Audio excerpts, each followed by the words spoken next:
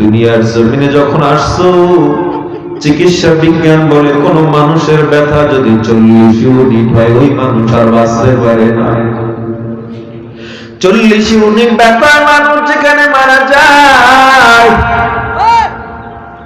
আপনি আমি যখন দুনিয়ার জমিনে আসলাম, আপনার আমার মায়ের ব্যথা ছিল 56 ইউনিটের বেশি।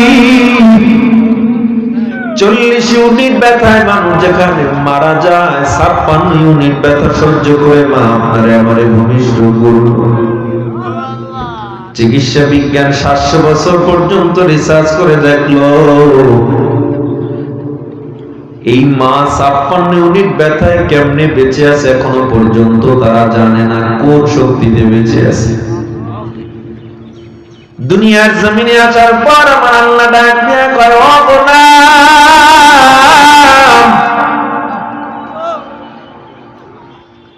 তুই কি খাবি? তোর খাবার নাই, তোর দাঁত নাই, তোর মুখটা বড় পাতলা, জিহ্বাটা নরম, খাবার দাবারের তোর কোনো বয়স হয় নাই।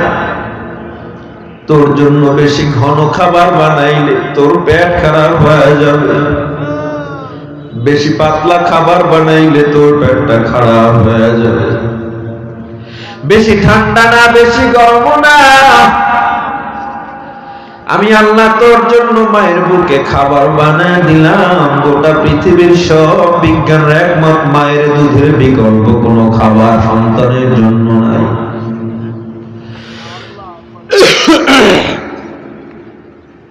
তোর বয়স যখন 2 বছর 2.5 বছর হয়ে গেল, এবার তোর ভাত খাওয়ার বয়স হয়ে গেছে। আল্লাহ কয়, দেখ তোর জন্য আমি আল্লাহ কত ধরনের মানুষ বানায় দিলাম, মাঠে ঘাটে চাউল উৎপাদন করতেছে। আমি আল্লাহ যদি ওই মানুষগুলোর ক্ষমতা না দিতাম, ওই মানুষগুলো হাল চাষ করতে পারত না। মানুষগুলোরে হাল চাষ করানোর পর মানুষগুলো এবার হাল চাষ করায় গরু দিয়ে, গরুটা আমি আল্লাহ তোর খাদেম বানায় দিলাম। গরু দিয়া হাল চাষ করানোর পর আমি আল্লাহ ক্ষমতার মাধ্যমে আমি ওই জমিন থেকে তোর জন্য ধান উৎপন্ন করলাম। আমি আল্লাহ জমিন থেকে তোর জন্য কত ধরনের খাবার বানায় দিলাম। বান্দা খা, তোর কাছে আমার কোনো চাহিদা নেই, তুই শুধু শুধু ভাত খাবি, মজা লাগবে না। এই জন্য আমি আল্লাহ তোর জন্য নদীতে তাকায় দেখ কত ধরনের মাছ হালাল বানায় দিলাম। 1 ধরনের আর 2 ধরনের মাছ না, রুই মাছে এক মজা, কাতলা মাছে আর এক মজা, শিং মাছে এক মজা, মাগুর মাছে আলাদা মজা, চিংড়ি মাছে আলাদা মজা, কই মাছে আর এক মজা, ইলিশ মাছের মধ্যে আমি আল্লাহ কত ধরনের মজা রাখলাম। ইলিশ মাছের মাথায় 1 ধরনের মজা, ইলিশ মাছের লেজে আলাদা মজা, পেটের মাছে আলাদা মজা, ইলিশ মাছের পিঠের মাছে আলাদা মজা, ইলিশ মাছের ডিমের মধ্যে আবার আলাদা মজা। আমার আল্লাহ কয়, বান্দা এত মজা একটা মাছের মধ্যে দেওয়ার ক্ষমতা আমি আল্লাহ। এই মাছ আমি আল্লাহ তোর জন্য বানানোর পর আবার দেখ তোর জন্য গোশত বানাইছি, সবজি বানাইছি, এরপরেও কাইফা তাকফুরুনা বিল্লাহ, আমি আল্লাহর কেমনে অস্বীকার করো? শুকর আদায় থাকবে কার? আলহামদুলিল্লাহি রাব্বিল আলামিন। সমস্ত প্রশংসা থাকবে একমাত্র আল্লাহ। আমার জান, আমার প্রাণ, আমার সব কিছু হবে একমাত্র কার জন্য? আরো জোরে জবাব দেন। নাকি কোন মানুষের গোলামি চলবে? গোলামি চলবে কার? প্রশংসা হবে কার? আমি গরিব আছি, আমি ধনী আছি, প্রশংসা থাকবে কার? একটু জোরে জবাব দেন। ইন্না সালাতি ওয়া নুসুকি ওয়া মাহইয়ায়া ওয়া মামাতি লিল্লাহ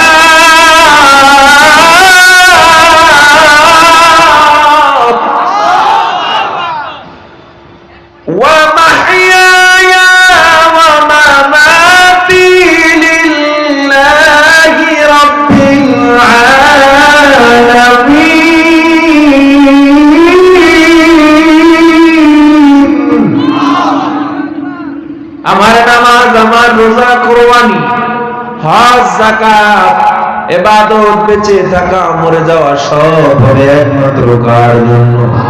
এই জীবনে কিছুই চাওয়ার নেই তো আর, আমার জীবন আমার মরণ সবই তোমার, আমার জীবন আমার মরণ সবই তোমার। এই দুনিয়ায় আছি তোমার দয়াতে, তোমায় ছাড়া শান্তি পাই না কিছুতে, নেই হৃদয়ে তুমি ছাড়া কেউ তো আর, আমার জীবন আমার মরণ সবই তোমার, আমার জীবন আমার মরণ সবই তোমার। সালাত মেরা সৌম মেরা সব ही खुदा तेरे लिए, हयात मेरा मौत मेरा, हयात मेरा मौत मेरा सब ही खुदा तेरे लिए, सलत मेरा सौम मेरा सब ही खुदा तेरे लिए। আমার নামাজ, আমার রোজা, আমার কোরবানি সব হবে কার জন্য? শুকর আদায় করব কার? প্রশংসা হবে কার? বান্দা বিপদে পড়লে আল্লাহকে ডাকো, আবার বিপদ না থাকলে আল্লাহরে ডাকো না। আফসোস, আমি বছর 2 আগে যশোর মাহফিলে যাইতেছিলাম, বিমানের ভিতরে অনেক তুফানে পড়ছি, এমন তুফান কোন সময় পড়ি নাই। ভিতরে কান্নাকাটি শুরু হয়ে গেছে, মানুষ কান্না করতেছে, ইচ্ছা মতো চিল্লাইতেছে, শেষ জীবন। আমিও ভাবছি এই বিমান আর মনে হয় নিচে নামবে না, বিমানের বেল্টের ছিঁড়ে যাওয়ার মতো অবস্থা। আমার বাম পাশে, ঠিক বাম পাশে 2 সিট পরে রাস্তা, আর পর আর এক সিট একজন হিন্দু ছিল। এই লোকও দেখছি বিপদে পড়ে কালেমা জোরে জোরে পড়তেছে। চিন্তা করলাম যাকে একুছিলে উনি পড়তেছে। আমার ঠিক বাম পাশে একজন জেন্টলম্যান, দাড়ি টাড়ি নাই, বলতেছে হুজুর একটু দোয়া করেন, আল্লাহ যেন বাঁচায় দেয়। আমি কি বাঁচার দোয়া করেন কামিয়া? আল্লাহর কাছে এই দোয়া করেন, এখানে মরণ থাকলে হোক, আল্লাহ ইমানের সাথে মরণ দাও। তো যে আল্লাহ যে সিদ্ধান্ত রাখছে আসমানের উপরে, ওইটাই তো হবে। তো কেউ আশা করে নাই বাঁচবে। বিমান থেকে নামছি কোনো মতে, বিমান যশোর যাইতে সময় লাগে বিমানে 25-30 মিনিট, সেদিন 1 ঘন্টা 25 মিনিট ছিলাম বিমানে, এত তুফান হয়েছে উপরে। নামার পর পাইলট সাহেব সামনে আসছেন, কখনো সাধারণত আসে না, আইসা সবাই একটু সান্ত্বনা দিতেছে। এইবার মানুষগুলো কইতেছে, পাইলট সাহেব আপনার অসাধারণ দক্ষতা, আজ আমরা বেঁচে গেলাম। এবার পাইলট সাহেব, ওনার নাম আমার মনে আছে, উনি বলতেছে আপনারা এত বড় নিমখারাম, আমি পাইলট কেমনে আপনারে বাঁচালাম? যেই তুফানে আমরা পড়ছি, আল্লাহ না চাইলে কেউ বাঁচতাম না, ঠিক না? নৌকা তুফানে পড়ে আল্লাহ বাঁচাও বাঁচাও বাঁচাও, আর নামাজ ছাড়বো না, রোজা ছাড়বো না, আর গুনাহ করবো না, বিড়ি খাবো না, সুদ খাবো না, আজকের মতো বাঁচায় দাও, আজকের মতো বাঁচায় দাও, আজকের মতো বাঁচায় দাও। আল্লাহ যখন তুফান থেকে বান্দারে বাঁচায় দিল, কিনারা এসে কয় মাঝিটা বড় ভালো ছিল। মানুষ, এজন্য আমার আল্লাহ তাআলা বলেন, ইন্নাল ইনসানা লিরাব্বিহি লাকানুদ, মানুষ বড় নেমখারাম, মানুষ অকৃতজ্ঞ নেমখারাম। আল্লাহ খাওয়ায়, আল্লাহ সূর্য দেয়, আল্লাহ তাআলা পশ্চিম আকাশে সূর্যটারে আবার অস্ত নেওয়ায়, পূর্ব আকাশে সূর্যটা উদিত করে আল্লাহ। সূর্যের কোনো প্রয়োজন নাই, আমি আল্লাহর চন্দ্রের প্রয়োজন নাই, আমি আল্লাহর ওই গরুটার মুরগির কোনো হাঁসের কোনো প্রয়োজন ছিল না। ওই সূর্যের আলো তোর জন্য আমি আল্লাহ সেটিং করেছি। জমিন থেকে আসমান পর্যন্ত সূর্যটা 9,30,00,000 মাইল দূরে সূর্য, 9,30,00,000 মাইল দূরে সূর্য। 8 মিনিট 40 সেকেন্ড বসে সূর্য জমিনে আলো দেয়। আল্লাহ কয় সূর্যটা আমি আল্লাহ তোর জন্য বানাইলাম, চন্দ্রটা আমি তোর জন্য বানাইছি, খাবার দাবার যা দেখো নদীর মাছ সব তোর জন্য। এরপরেও কাইফা তাকফুরুনা বিল্লাহ, কেমনে আমি আল্লাহর অস্বীকার করো। ওয়া কুনতুম আমওয়াতা, একটা সময় তুমি মৃত ছিলে, কিছুই ছিলে না। ফাআহইয়াকুম, এরপরে আমি আল্লাহ তোমারে জীবিত করলাম। সুম্মা ইউমীতুকুম, আমি জীবিত করছি, তোরে আমি খাওয়াইছি, এরপরও মানো নাই, মানো নাই তো মানো নাই। যারা মানছে আমি আল্লাহরে, যারা ঠান্ডার মধ্যে ওযু বানায়া সিজদা দিছে, যারা আমি আল্লাহ তাআলার কৃতজ্ঞতা প্রকাশ করেছে, যারা কোরআন পড়েছে, এদের নিয়েও তুমি তিরস্কার করতে দ্বিধা করো না। নিজে মানে না, যারা মানে এদের নিয়েও তিরস্কার করে, ঠাট্টা করে। আছে না নাই? আছে না নাই? কয় পোলারে কই দিছো? কয় জামিয়া তালিমিয়ায় দিছি। কয় শেষ। মাদ্রাসায় দিছো, শেষ। পাইব না সরকারি চাকরি, পাইবে না সরকারি সার্টিফিকেট, কিচ্ছু নাই। আচ্ছা, আমরা যারা মাদ্রাসায় পড়ছি, সরকারের অনুদান নাই, সার্টিফিকেট নাই, কিচ্ছু নাই, এটা যাই নাই তো ভর্তি হইছি। কথা বলে না। আর যারা সার্টিফিকেটের জন্য পড়ালেখা করে, তারাও যদি সবাই চাকরি পাইতো, একটা কথা ছিল। বাংলাদেশে 45% শিক্ষিত যুবক বেকার ঘুরে বেড়ায়। এরা প্রতি বছর 7,000 কোটি টাকার মাদক খায়, মাদক শুধুমাত্র বেকারত্বের কারণে। ILO একটা সংস্থা, তারা রিসার্চ করে এটা বলেছে, আমরা বলি নাই। আর আমগো নিয়ে যারা বেশি টেনশন করে, আমরা কিছু জানি না, আমরা কিছু বুঝি না, আমাদের মধ্যে দেশপ্রেম নাই, আমরা মানুষের বাড়ি খাই। আবার কই ঠিক? মানুষের বাড়ি খায়, অবশ্যই খায়। খাওয়ায় কে? জোরে বলেন। এই খাওয়ানোর ক্ষমতা কার? রিজিকের মালিক কে? খাওন কেউ পাইলে ছাড়েন না। এই শুক্রবারে জিলাফিলিও জীবনে কম ফিডি করেন না আপনারা।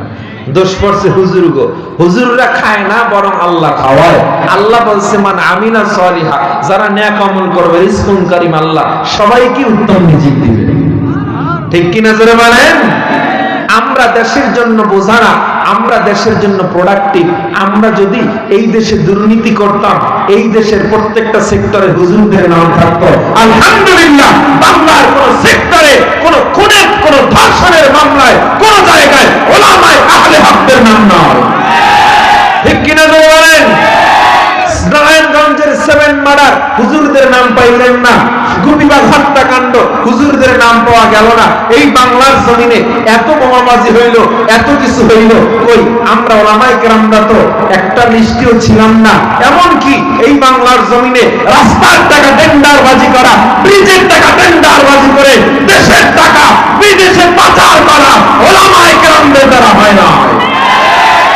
হয়েছে নাকি? হয় নাই। চাইলে আমরা বলতে পারি, কিন্তু আমরা বলি না। কেন বলি না? কারণ যেই গাছে ফল বেশি, ওই গাছ ঝুঁকে থাকে বেশি। যেই মানুষের মধ্যে ইলম বেশি, যাদের মধ্যে জ্ঞান বেশি, এরা চিল্লাপাল্লা কম করে, এরা মানুষের দোষ কম বলে। যেই কলসি খালি, ওইটা বাজে বেশি। ঠিক কিনা যারা বলেন। আর একটা দোষ দেয়, আমরা হুজুররা দেশপ্রেম নাই, আমাদের মধ্যে নাকি দেশপ্রেম নাই, আমরা নাকি দেশের গান গাই না। ভালো কথা, তোমরা দেশের গান গাও, মাশাআল্লাহ। আমার সোনার বাংলা, আমি তোমায় ভালোবাসি দিনে গায়, আর রাত্রে সোনার বাংলা, আমি তোমায় ভালোবাসি। এই চিন্তা ঠিক কিনা বলেন। আমাদের মধ্যে দেশপ্রেম কেমন প্রেম জেনে নাও। এই বাংলার জমিনে আল্লাহর নবীর বিরুদ্ধে কথা বললে যেমন ওলামায়ে কেরাম ময়দানে নেমে যাও, এই বাংলার জমিনে নবীর শত্রুদের বিরুদ্ধে যেমন ওলামায়ে কেরাম ময়দানে নেমে যাও, এই বাংলার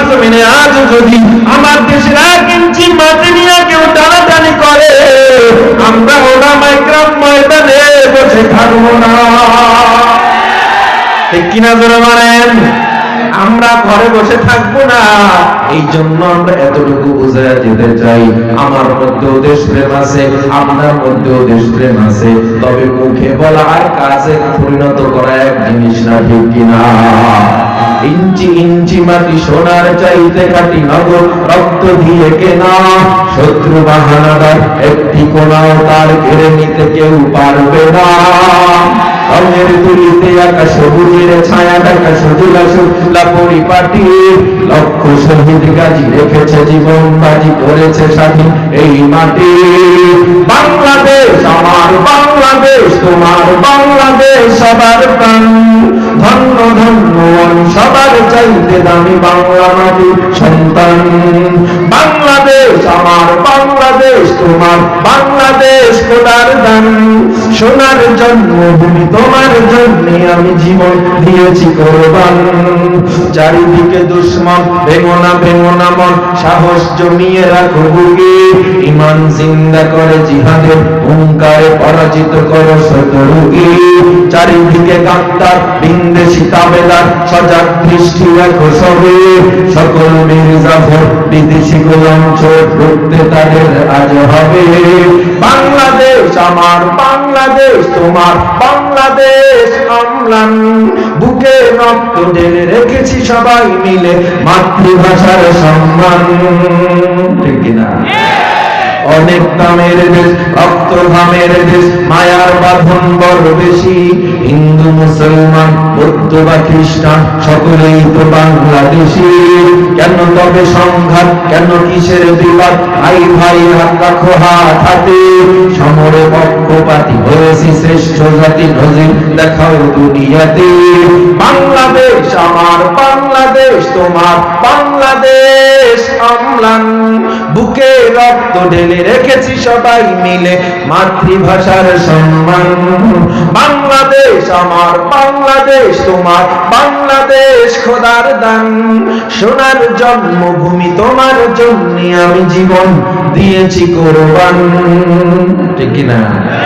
এজন্য আমাদের মধ্যেও দেশপ্রেম আছে। আমরা ওলামায়ে কেরাম যেমন সফটওয়্যার টেকনোলজিতেও এগিয়ে আছি, কোরআন সুন্নাহয় যেমন এগিয়ে আছি, আমরা কসমোলজি বিদ্যাও জানি, অ্যাস্ট্রোলজি বিদ্যাও জানি, বায়োলজি বিদ্যাও জানি, জিওলজি বিদ্যাও জানি, এবং পদার্থ বিজ্ঞান জানি, মহাকাশ বিজ্ঞান বিদ্যা জানি। কোরআনের মধ্যে এমন কোন জ্ঞান নাই যা আমার আল্লাহ দেয় নাই। সুতরাং যারা জীবনটাকে পরিপূর্ণ একটা গাইডলাইনের ভিতরে নিয়ে আসতে চান, যারা জীবনটাকে পরিপূর্ণ রূপে সজ্জিত করতে চান, দুনিয়া আখিরাতে সফল হতে চান, কোরআনের বিকল্প কোনো পথ নাই, ইসলামের বিকল্প কোনো পথ নাই। আল্লাহ তাআলা কোরআন অনুযায়ী, নবীর সুন্নাহ অনুযায়ী আমাদেরকে জীবন যাপন করার তৌফিক দান করেন। সকলে বলেন আমিন। আমার অগুচ্ছল সংক্ষিপ্ত আলোচনার ভুল ত্রুটি ক্ষমা করে আল্লাহ তাআলা সকলকে আমল করার তৌফিক দান করেন।